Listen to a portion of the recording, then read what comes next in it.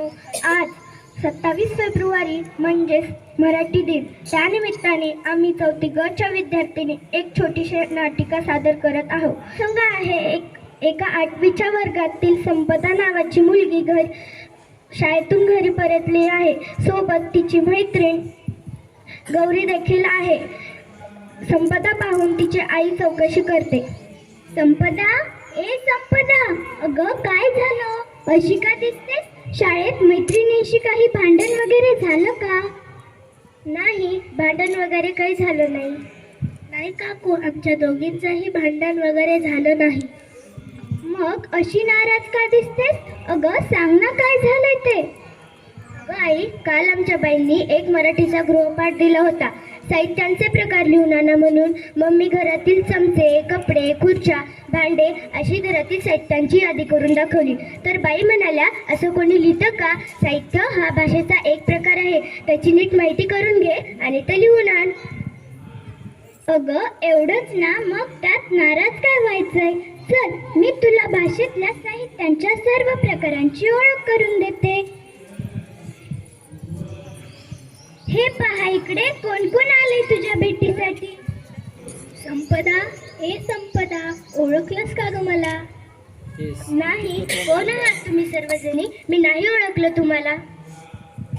अगं अशी घाबरतेस काय? हे सगळे तर आपलेच मित्रमैत्रिणी आहेत आणि या सगळ्यांशी तर तुझी चांगलीच ओळख आहे आणि माझी ओळख तर तुला लहानपणापासूनच आहे.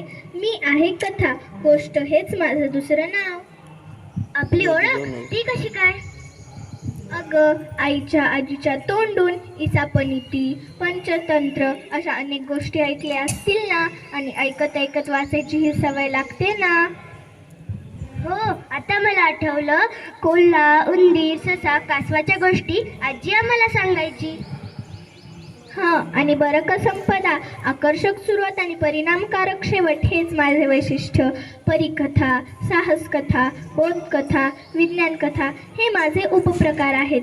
वि. स. खांडेकर, चि. वी. जोशी व पु. काळे या सर्व लेखकांनी आपल्या कथांना दर्जेदार व रंजक बनवले आहे व आपल्या मराठी वाचकांना तृप्त केले आहे. आणि बरं का संपदा, तुझ्या भेटीसाठी मी अजून कोणाला तरी घेऊन आली आहे. कोण आलं आहे? बघू बरं. होय कविता, आटते सानुली मंद झुळूक मी व्हावे, घेईल ओढ मन तिकडे स्वर्य झुकावे. काय संपदा, ओळखलंस का मला? अगं मी कविता, आपली तर बालपणापासूनची ओळख नाही का? हो, आता मला आठवते. अगोबाई ढगोबाई ही तर माझी आवडती कविता. अगदी बरोबर. अगं माझे रूप छोटेसे, आकर्षक, मोजक्या शब्दात मोठे आशय असलेले हे माझे वैशिष्ट्य. यमक, अनुप्रास यासारख्या अनेक अलंकारित कविवर्य मला अधिक सुशोभित करतात. अगं मला तर कविता म्हणायला खूपच आवडतात. बरं मला सांग, तुमच्या शाळेत मराठी दिन साजरा करतात? करतात ना. कोणत्या तारखेला? 27 फेब्रुवारीला. अगदी बरोबर. 27 फेब्रुवारी हा कोणाचा जन्मदिवस आहे? मला नाही माहिती ताई. अगं 27 फेब्रुवारी हा कवी कुसुमाग्रज म्हणजेच विष्णू वामन शिरवाडकर यांचा जन्मदिवस.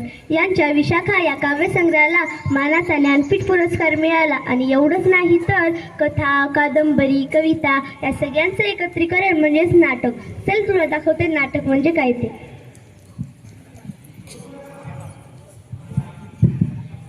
संपदा, ओळखलंस का ग मला? मी आहे नाटक. ज्याप्रमाणे इंद्रधनुष्यात सप्तरंग असतात त्याचप्रमाणे साहित्य क्षेत्रात कथा, कादंबरी, कविता यांचे नीट रूपरंग म्हणजेच नाटक. पात्ररचना, संवाद योग्य नकला यामुळे मी मराठी माणसांच्या मनात एक अढळ स्थान मिळवले. रंगमंचावर माझं योग्य सादरीकरण व्हावं म्हणून नाटककार माझी मांडणी करत असतो. नाटक प्रेक्षणीय व्हावं असं त्याला वाटत असतं. मी कालच एक नाटक पाहिलं. बाबा म्हणत होते की त्याचा दिग्दर्शक तर खूपच मोठा आहे म्हणून. अरे वा, तू नाटक पाहिलंस? छान. दिग्दर्शकासाठी नाटकच दिग्दर्शन करणे हा एक छान अनुभव असतो.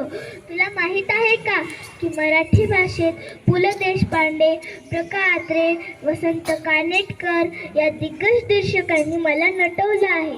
वा ताई, खूपच छान माहिती सांगितलीस.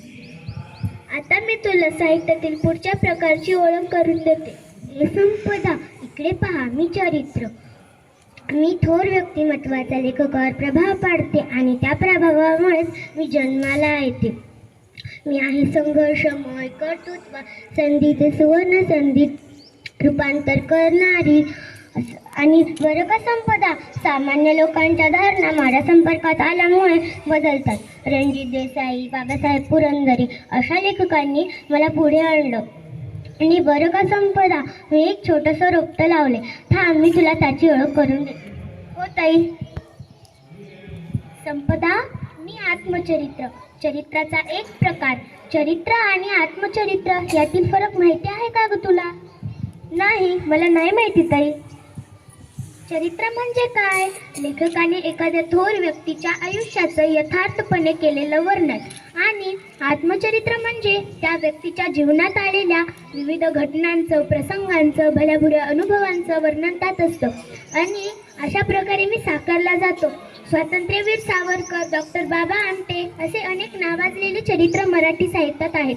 आणि हो, मराठी साहित्य म्हणजे कथा, कादंबरी, कविता, नाटक, चरित्र आणि आत्मचरित्र एवढंच नाही बरं, तर त्यात आणखी एक प्रकार आहे आणि तो म्हणजे प्रवास वर्णन. तो बघ, तुझ्या भेटीला येतोय.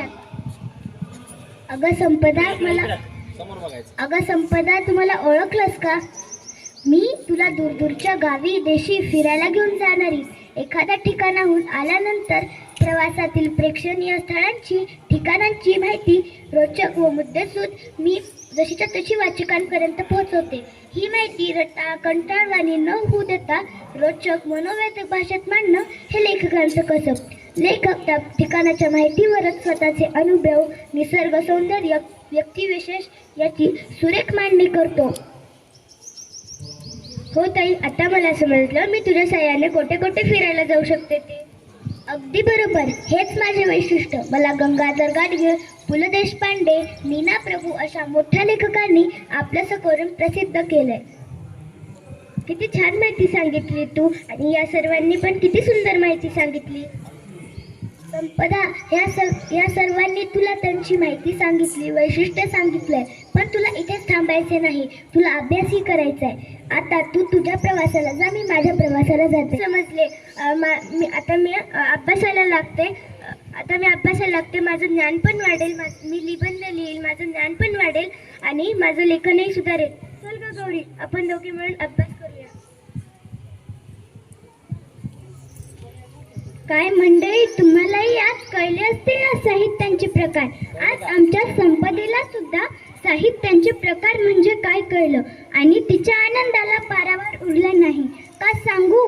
कारण ती आता तिचा गृहपाठ आनंदाने पूर्ण करणार आहे. संपदा, होय, कळले तुला साहित्यांचे प्रकार? हो, पण तू आणखी एक गोष्ट लक्षात ठेव. तुला एवढ्याच माहितीवर थांबायचं नाही. या सगळ्या साहित्य प्रकारांशी जर तुला आणखी ओळख करून घ्यायची असेल ना, तर तुला पुस्तकांशी मैत्री करावी लागेल. विविध प्रकारांची पुस्तकं वाचावी लागतील. आणि लक्षात ठेव, पुस्तक हेच आपले खरे मित्र आहे. आणि या प्रसंगाच्या निमित्ताने मी तुम्हा सर्वांनाही सांगू इच्छिते की आपण सर्वांनीही पुस्तकाशी मैत्री करायला हवी. आपल्या मराठी भाषेतील साहित्य हे अत्यंत दर्जेदार आहे. म्हणूनच 3 ऑक्टोबर 2024 रोजी आपल्या मराठी भाषेला अभिजात भाषेचा दर्जा मिळाला आहे. ही गोष्ट अत्यंत अभिमानाची गोष्ट आहे. काकू, मला सुद्धा या माझ्या मातृभाषेचा, मराठीचा खूप अभिमान वाटतो. आज या संपदेमुळे मलाही सर्व साहित्य प्रकारांची छान ओळख झाली. त्यामुळे आपण सर्वजण संत ज्ञानेश्वरांनी तर मराठी भाषेला अमृताहूनही अशी गोड अशी उपमा दिली आहे. त्यामुळे आपण सर्वजण मराठी भाषक आहोत. ही खरोखरच भाग्याची गोष्ट.